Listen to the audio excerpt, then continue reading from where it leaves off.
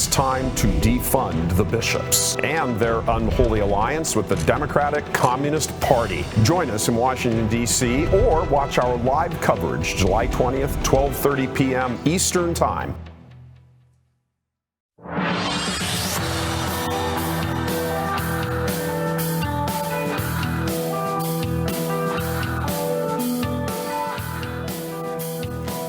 Hello, everyone. Welcome to the special edition of The Download, where we bring you discussion and analysis from a Catholic perspective.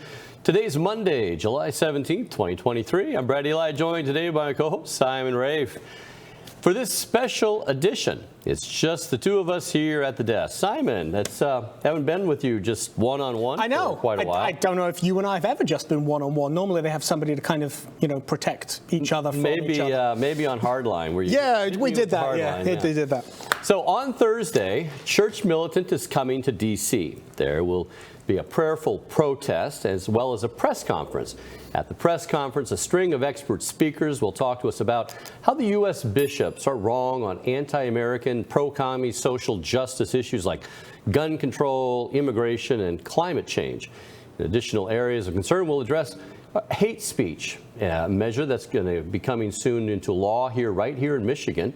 And we'll get into the details of all that later in the show. But first, we'll be talking with senior executive producer Stephen Wynn about the planning underway for Thursday's events in the nation's capital. Hey, Stephen. Hey, Brad. How's it going? There's a great deal of work going on here inside the studio. There's a remarkable amount of work that goes into launching an initiative like this. Already, the team here at Church Militant has poured literally thousands of man-hours into planning and preparation for the Deposit of Faith event in Washington. And I am fairly confident that we're going to be pouring several hundred more, many hundreds more, by the time the event happens on Thursday. Well, folks out there, you got to know Stephen's been at ground zero, at the central hub, I should say, of all this that's been taking place.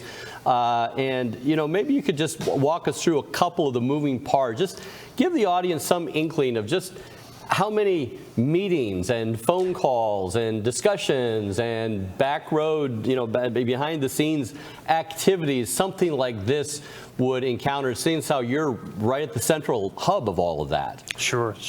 Well, there are literally thousands of details that have to be gone over, fleshed out before something like this is put on.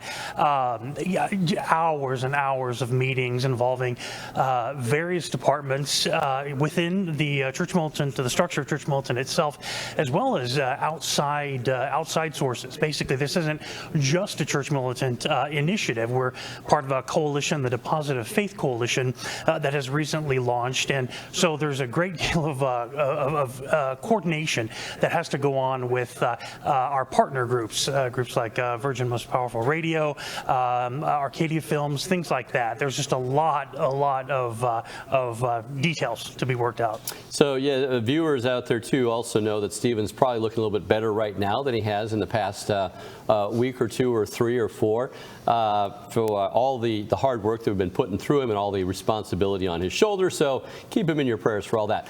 Now, Stephen, this type of project, why are we trying now this type of project, and why now, really, if regards the financially stiff-arming or attempting to financially stiff-arm the bishops into defending the Deposit of Faith rather than backing all of these anti-God, anti-American policies that they just seem to continually just be in the back pocket of the Democratic Party?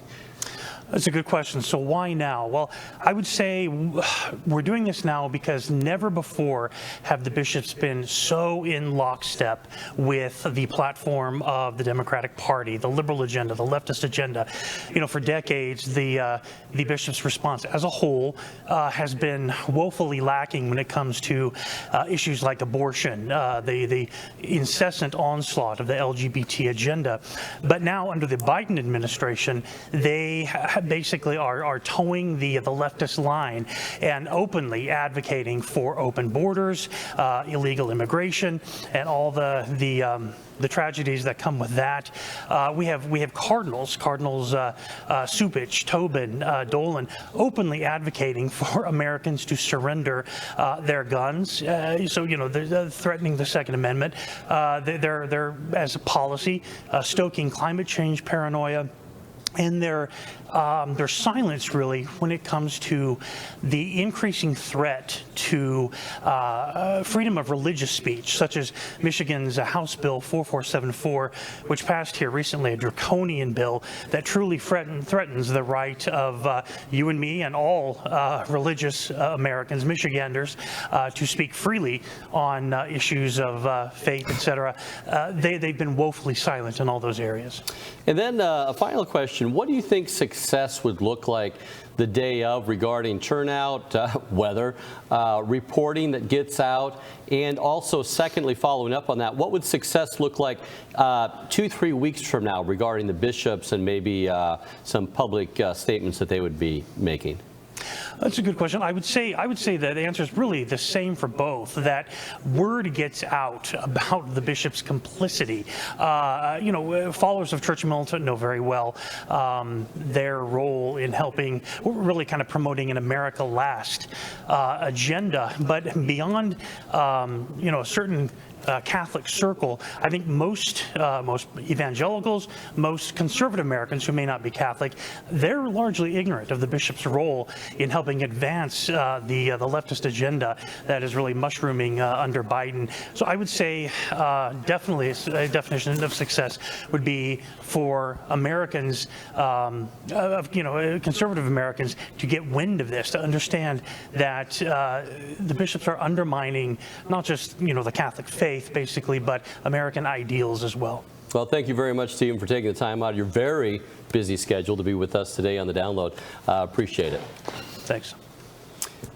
Simon, you're a relatively intelligent human being relative to, present company. So it's the same question here regarding you work much behind the scenes, chief of staff, and you always have your antennas into all the different doings here at Church Militant. And there's also finances involved and everything else, and mailing lists and all the technical things behind the scenes. Can you give the people, the viewers out there, I mean, they might just think, well, you just go to D.C., get on a plane, how hard can it be? What's the big deal? But permits and all, can you give people a little bit of an inkling on what it took to make this happen, or what will be happening on Thursday? Yeah, so this is an interesting thing. So Washington, D.C. has been famously described as a city of southern efficiency and northern charm. It's not the ideal place to go and do anything in. And of course, it's a very heavily democratic city in terms of its local government and that sort of thing. So if you want to go and do something in Washington, D.C., you've got to get permits to do it. Obviously, there's a lot of other places in the United States.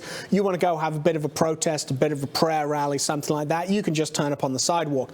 Washington, D.C., wholly different kettle of fish there. And as well, you've also got to imagine that there is, of course, an enhanced security level just within Washington, D.C., because there's quite a lot of important stuff happening there. So the first thing, if you want to do this kind of thing, you've got to get all your permits and everything and get all of those sorted away. And obviously, yep, we all go, First Amendment, the right to peacefully protest, the right to say what you like. 100%, absolutely exactly true. But yeah, it's not actually necessarily the case. You just need the permits to do so, which means that you've got to get them. We've got the permits, we've got out, we've applied for the permits, we've achieved all of this. So if people do join us for this rally, obviously, you're not engaged in some sort of, gonzo illegal protest or anything like that. We've got all the permits for that, which is very nice. But again, that's a lot of work. You're dealing with local government. It's obviously, if you want the trees trimmed on your street, it's a difficult job to get local government to do it. You want to do a protest in Washington, D.C., obviously a lot of things there, so we've been doing that. The other issue is, of course, is that we're having this, rally, this prayer rally, this prayerful protest outside of the USCCB. Now, obviously, great, we could all turn up. say the rosaries, wave the flags, hold the little banners up, all of that sort of stuff. Absolutely superb. But it's not particularly good if people can't see it, okay?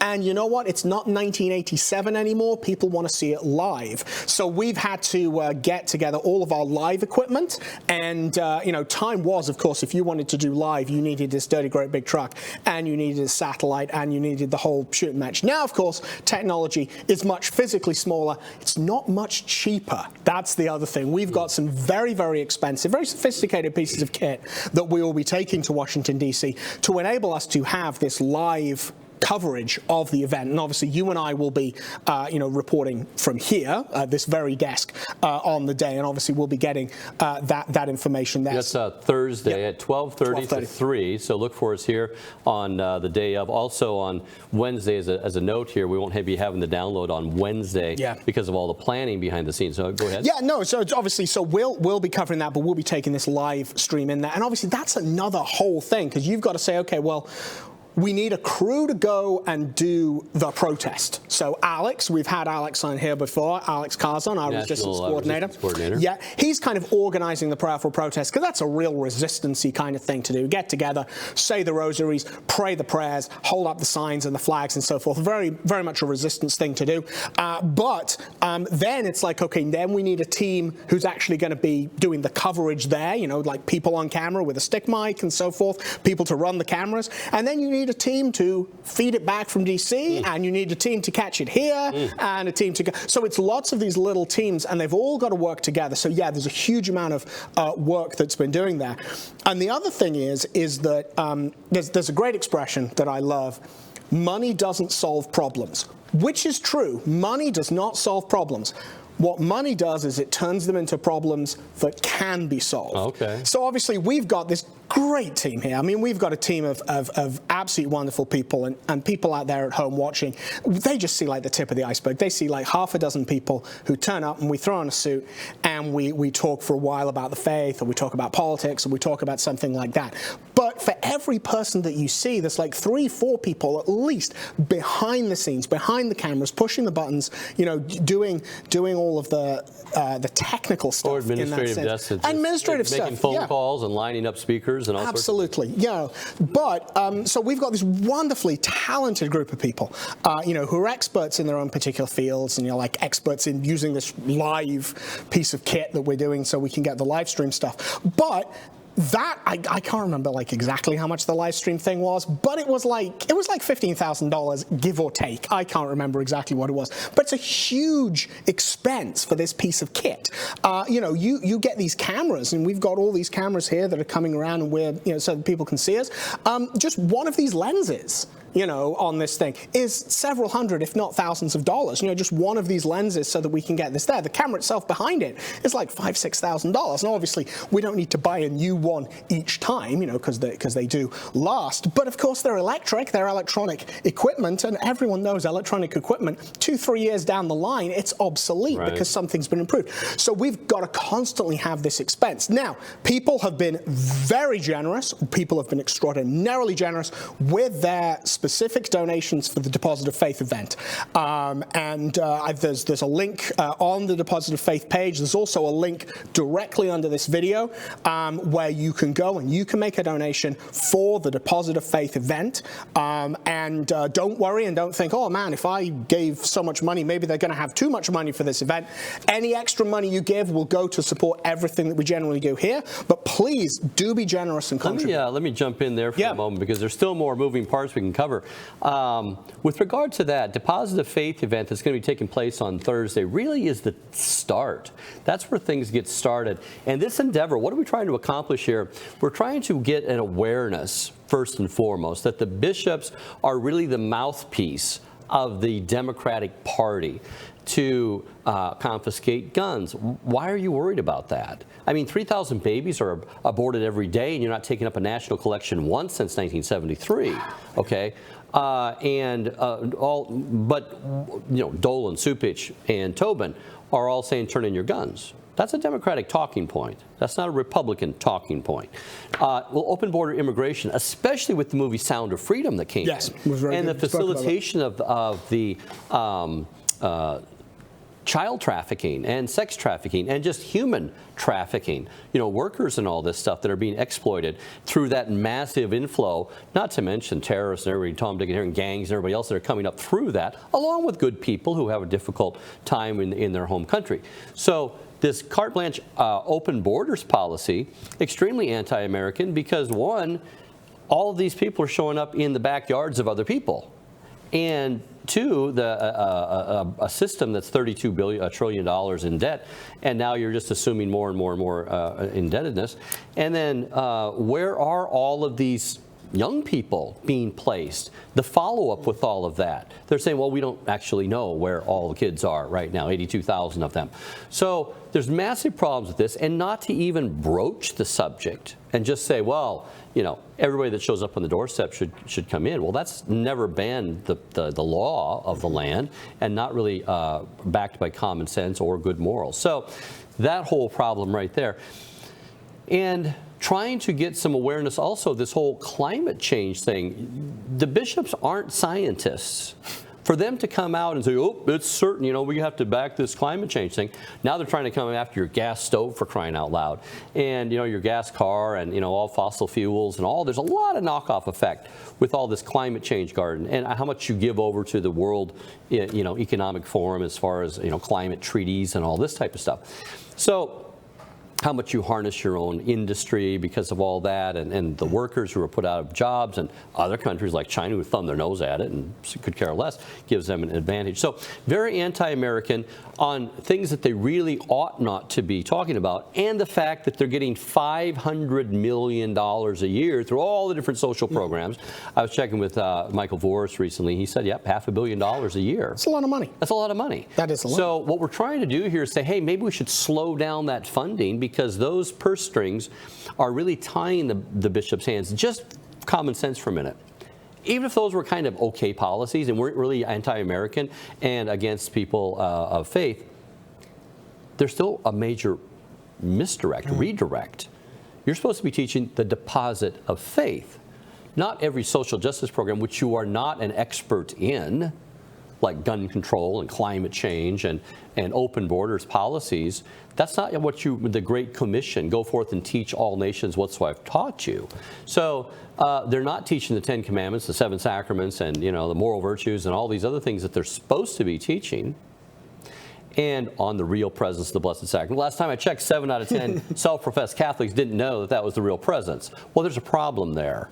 So they need to get their game on with that. And if you take some of that money away, and then we want to say, well, where is, in the 990 forms, where's all this money going to? How many sex abuse cases and lawyers and all this other stuff? And they don't have to file anything. Well, maybe a little bit of transparency would lead to accountability down the road. So these things are what the, and this is the USCCB. You want to recite the very closing line that we have in evening prayer and morning prayer. How does that go for the people who don't tune in at the... well, if you don't tune into morning and evening prayer, I question, are you even Catholic, bro? Are you Catholic, Are you even Catholic, right? bro? No, anyway, we have morning and evening prayer, and we say a number of Hail Marys at the end for various intentions, and one of which is for the for the dissolution or the purification of the purification USCCB. or eradication of the USCCB. Yeah, so it's that, because obviously I think very important thing for people to realize out there, obviously most of our audience is Catholic. Probably there's going to be some people who are just coming to watch this for the first time, and they're seeing this, and obviously they're like, hey, what's all this about? What's this? Why am I concerned so much about this Catholic stuff? But the USCCB is the United States Conference of Catholic Bishops. It is just a group of all of the bishops in the United States, all of the ordinaries, all the people who are in charge of a diocese, and they get together and they. And that's its own institute. Yep. It's its own thing. 501c3. Yep. And they do a lot of discussion, a lot of debate, and they vote on things, and they come up with policies and decisions and so forth, which are completely and utterly non-binding on any individual diocese. And this is a critical point that I've said a number of times. I'm going to say it again. I'll say it again in the future, I'm sure. If the USCCB votes on something, and 60% of the bishops in the USCCB say, okay, well, we want to do thing X. This is what we want to do. We want to do whatever it is. This is the policy. Okay. Individual bishops are not bound to do that. And in many cases, what will happen is, for example, with a policy about immigration or something like that, the bishops will vote on this as a block, and it comes, well, this is the decision of the USCCB, and individual bishops will kind of use that as cover to say, hey, here I am, and I'm just doing what the USCCB wants to. Okay, the USCCB has no authority to make you do that, bishop. You, as the ordinary of your diocese, you make the decisions of what happens. So if at any time in your diocese, your bishop says, well, we're just doing such and such, we're doing this about immigration, this about gun control, this about this, because it's from the USCCB, it's like, no, dude, it's not from the USCCB. You decided to do that. So that's a absolutely critical point.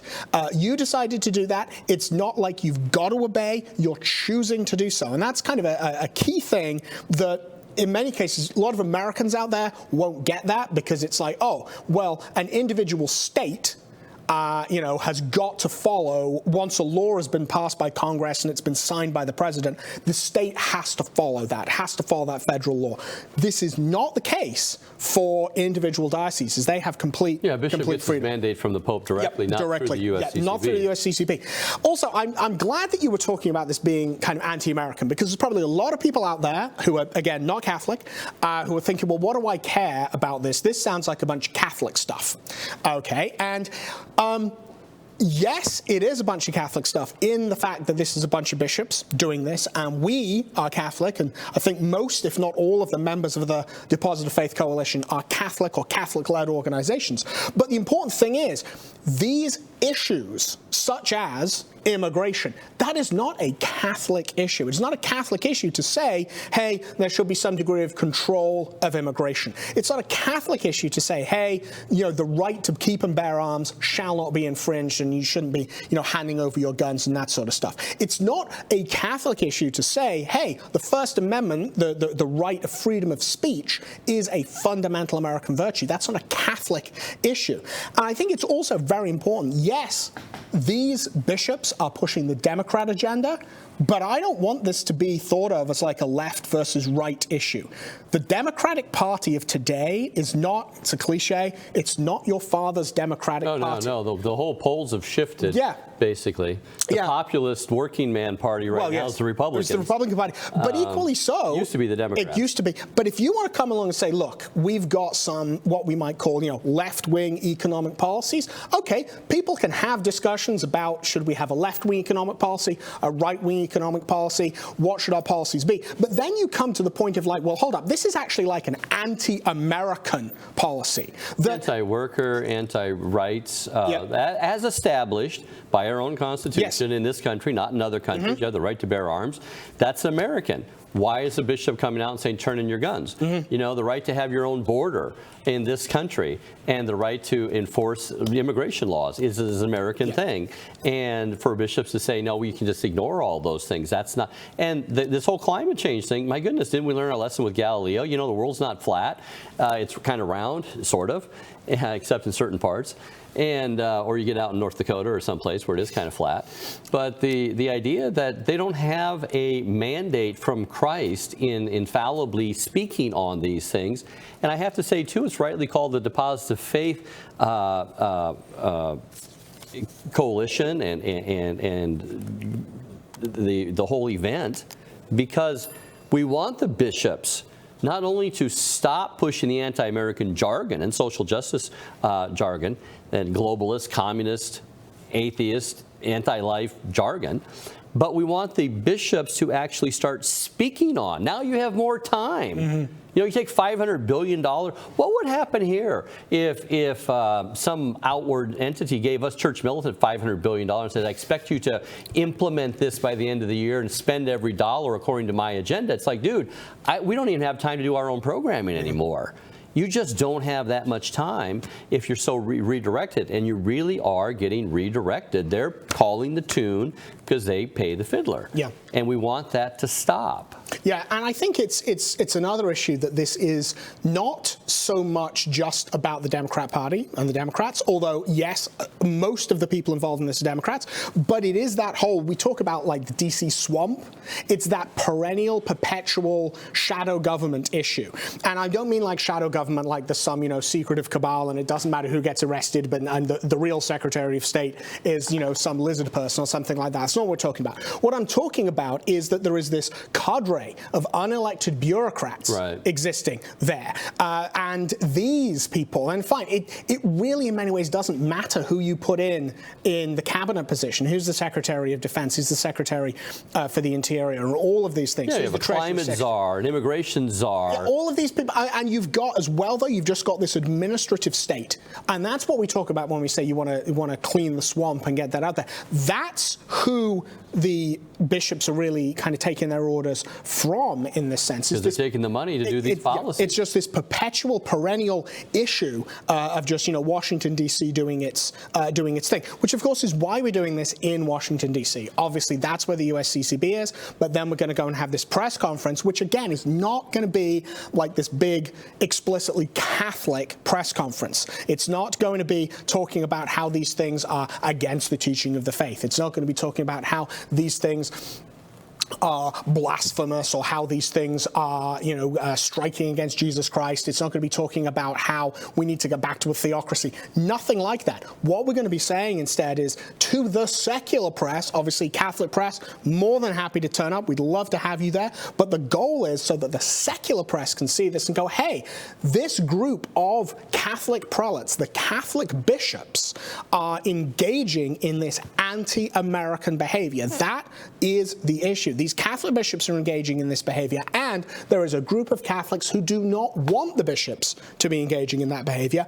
And the thing that needs to happen, however it is done, however it eventually comes out, is the bishops need to be defunded. As you've said, Brad, they need to have that spigot of money that's coming from the government cut off so that the bishops have to engage with their flocks. They have to engage with their flocks. They have to do what they were commissioned to do. Jewish carpenter boss. That's exactly what Let's talk a minute about that press conference. We have 4 speakers there.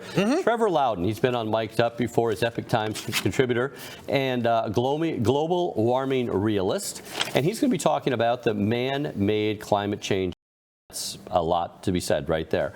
And how that all rolls out to turn in your gas stoves and turn in your gas car. And, if you would just stop eating so many beans, we'd probably be better off as a whole in the world. Then there's going to be Professor William Wagner, president of Great Lakes Justice Center. And he's talking about something very close to home, very scary, actually, Michigan's new hate speech law. And that hate speech law is rolling rapidly through the Michigan legislature. And it's going to be probably codified this fall. That goes so far as to, well, if someone feels like you upset them, it used to be you triggered me. Well, now you trigger me, you go to jail, or get fined or whatever. He's an expert in that. He's going to be talking about that. Then Sheena Rodriguez, president and founders of Alliance for a Safe Texas, and she's going to be talking about illegal immigration and child trafficking. And if you've watched Sound of Freedom, you'll know what she's talking about there. And then Zoe Warren, who's a Second Amendment activist, and talking about gun rights. He's basically very American policy to say you have the right to bear arms. And my goodness, even the Catechism, the Catholic Church says you have a right to defend yourself if it's between you and mortal danger there. And you actually have not just the right, which you may lay down if you say, well, I'm not up to it right now. But when you have others like children and that, it actually moves to the obligation to protect them. They're not laying down their life just because you're a pacifist. And it's just like the government, if the government's there to protect you, it's their duty to protect you, not just a right that they may or may not exercise to protect you. You may be a pacifist on your own, but if you're in the armed forces, you need to take that as a duty, obligation to protect your own, which we'd like to see. Now, you just briefly mentioned for a moment here, Simon, before we end up, what would success look like the day of course, no rain. No rain. Turnout-wise, umbrellas are a thing. Going out the door in that first 24 hours, following up, the bishops all of a sudden coming mea culpa, and a big, Me Too movement goes forward. What would success look like in your view? Well, it's interesting. So obviously, you have this idea that success would be, if you achieve your ends, which is defunding the USCCB, revoking of their tax-exempt status. They've got to file their 990s with the you see where all the money goes? Yeah, all of that, those things clearly, obviously, they would be successful. I mean, these bishops coming out and saying, hey, look, mea culpa, and doing a full 180 and turning around and starting to... A lot of press generated out of this, secular media picking up the story. Well, I think, you see, those things, first looking at the actual, like, okay, so we affected change, obviously those things would be success. That's not going to happen. Okay, I will tell you right now, the bishops are not going to suddenly, because of this one press conference, turn around and do this.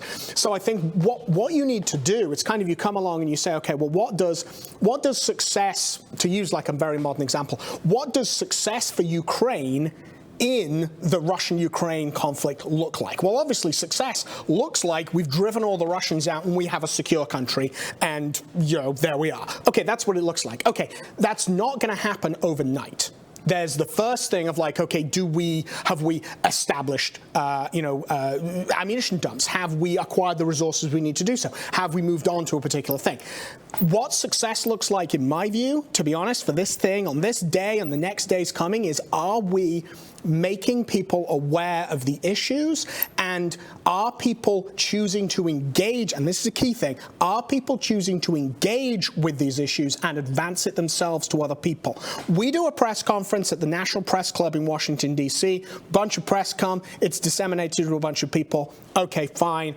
Within a couple of weeks, everyone's forgotten about it, unless the people who see this, people out there watching this, people who become aware of it, get a bee in their bonnet and they're saying, oh, I need to keep this issue alive and keep pushing this here. This is not a one and done thing. This is a thing that success looks like a change of heart and an awareness of people. Networking, awareness, get the ball moving.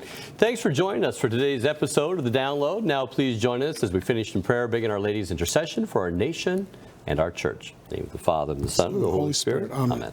Salve Regina, Mater Misericordiae, vita dulcedo et spes nostra salve. A te clamamus exules filii Eve, a te suspiramus gementes afflantes, in hac lacrimarum vale. Ea ergo advocata nostra, ilos tuos misericordes oculos ad nos converte, et Iesum benedictum fructum ventris tui, nobis post hoc exilium ostende, o clemens, o pia, o dulcis Virgo Maria. Amen. In the Father, and the Son, and the Holy Spirit. Amen. Amen. Thank you again for joining us for Download. We premiere a new episode like this every weekday at 5 p.m. Eastern Time. Special note, Wednesday we will not have a download in preparation for Thursday. Join us Thursday at 12:30 p.m. Eastern Time. From all of us here at Church Militant, God bless you.